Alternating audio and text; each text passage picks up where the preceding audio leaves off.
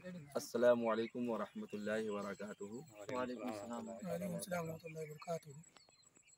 मुअज़्ज़ज़ सामीन, आप तमामी हज़रात को उर्से सूफ़िया मिल्लत मुबारक हो। और अभी क्या तारीख, 15 अप्रैल 15 अप्रैल को ये उर्से सूफ़िया मिल्लत बड़े ही तुझको एहतशाम के साथ मुनक़िद होने जा रहा है। और इसमें ख़ासकर हम तमाम इस बालाबीटा व मुख्तार बीटा कब्रिस्तान के अंडर में दो बुज़ुर्ग शख्सियत के मज़ारात हैं और इसमें अतराफ़ व अकनाफ से अक़ीदतमंद लोग तशरीफ़ लेके आते हैं और उन्हीं लोगों को कुछ पैगाम देने के लिए हम लोग आज सोशल मीडिया के माध्यम से कुछ अपने मारूज़ात को पेश करने के लिए हाज़िर हुए हैं। तो ऐसे औलिया इकराम से अक़ीदत रखना, उनसे मोहब्बत रखना, ये ईमान की अलामत है और इन औलिया इकराम से जुड़े रहने से ईमान की सलामती भी है। और इसी तनाजुर में हम कुछ अपने मारूज़ात हमारे तहफ़्फ़ुज़ क़ब्रिस्तान कमेटी के नाम पर जो हमारे मेंबरान व अरकान हैं, उन लोगों की मौजूदगी में तमाम अतराफ़ व अकनाफ के लोगों को ये कुछ मारूज़ात पेश करने के लिए हाज़िर हुए हैं, लिहाजा उसको बगौर सुनिए। उर्स या औलिया इकराम के जो आरास मुनक़िद किए जाते हैं, औलिया इकराम से इक्तिसाब फैज़ के लिए, उनसे फैज़ हासिल करने के लिए, तो औलिया इकराम के बारगाहों में हाज़िरी देने के लिए कुछ उसूल व ज़वाबित भी हैं। तो उन उसूल व ज़वाबित को अगर मलहूज़ रखें तो यकीनन उस वली कामिल के फैज़ान से हम फैज़याब हो सकते हैं। अगर उन उसूल व क़वाइद की पाबंदी अगर हम न करें तो फैज़याब होने के बजाय हम गुनहगार भी हो सकते हैं। तो हम इस इलाके के जितने भी माँ बहनें, नौजवान, बुज़ुर्ग, छोटे बच्चे जो भी इस उर्स में शरीक होते हैं और बड़ा अज़्दहाम रहता है, तो इसी वजह से मुनासिब हमारे तहफ़्फ़ुज़ क़ब्रिस्तान की कमेटी ने ये कुछ पैगाम देना चाहा, जिसके लिए आज आप लोगों के रूबरू होना पड़ा।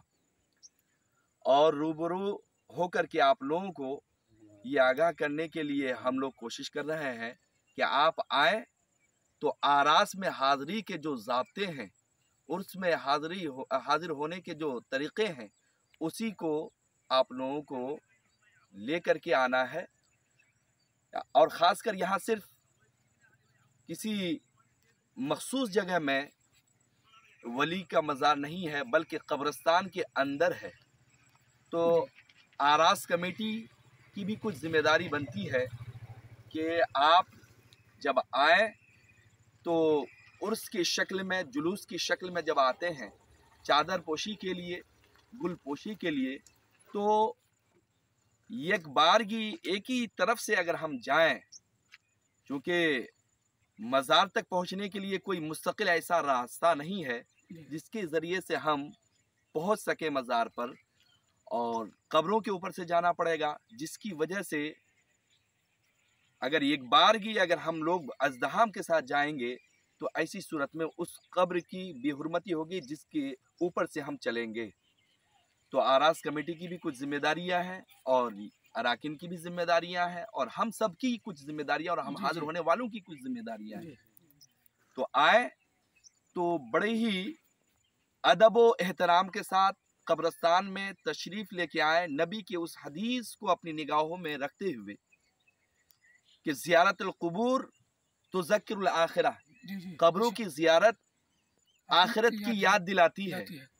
जब कब्रों की ज़ियारत के लिए आए तो ये ज़हन में रखे कि हमको भी इस जगह में आना है और आकर के यही अबदुल आबाद की ज़िंदगी होगी यहाँ, यहाँ फिर हश्र तक हम लोगों को यहाँ रहना है। तो इसी वजह से इस जगह को कैसे संवारा जाए, कैसे निखारा जाए, कैसे इसको इस कब्रिस्तान को महफूज किया जाए, तो हम और आपकी कुछ जिम्मेदारियां बढ़ जाती है ऐसे वक्त में।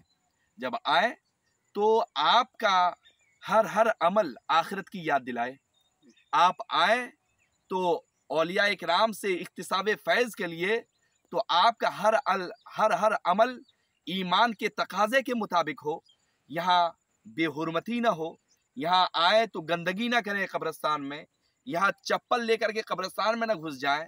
आप आए तो बाइक वगैरह को, अगर आप बाइक वगैरह लेकर के आए हैं तो दोनों जानिब इसका स्टैंड का इंतज़ाम करें, और हमारे जो कारकुनान हैं इसके लिए एक्टिव हो जाएं कि जो भी आए तो स्टैंड में अपने बाइक वगैरह को रखें। बाइक को ला करके क्या करते हैं, बारहा देखा गया है कि कब्रिस्तान के बीच में लिया करके खड़ा कर दिए हैं, और बच्चों को भी ला करके बीच में खड़ा कर दिए हैं, और उसमें पेशाब वगैरह भी बच्चे वगैरह करते हैं। तो जिसकी वजह से कब्रिस्तान की बेहुरमती है, और इसकी जवाबदेही हम और आप सबकी है। इसी वजह से तमाम लोगों को कहते हैं कि आप अदब का लिहाज रखते हुए, अदब को मलहूज रखते हुए आप उर्स में हाजिर हों। और औरतें जो आती हैं यहाँ सेल्फी वगैरह लेती हैं मोबाइल के ज़रिए और फ़ोटो वगैरह करती है, ठीक है, आप अक़ीदत रखते हैं, आप आइए, नज़र नियाज चढ़ाते हैं, लेकिन आप के ज़िम्मेदार जो हैं वो आए। औरतें तो आ रही हैं, इसके लिए एक बार कि हम कैसे रोक सकते हैं।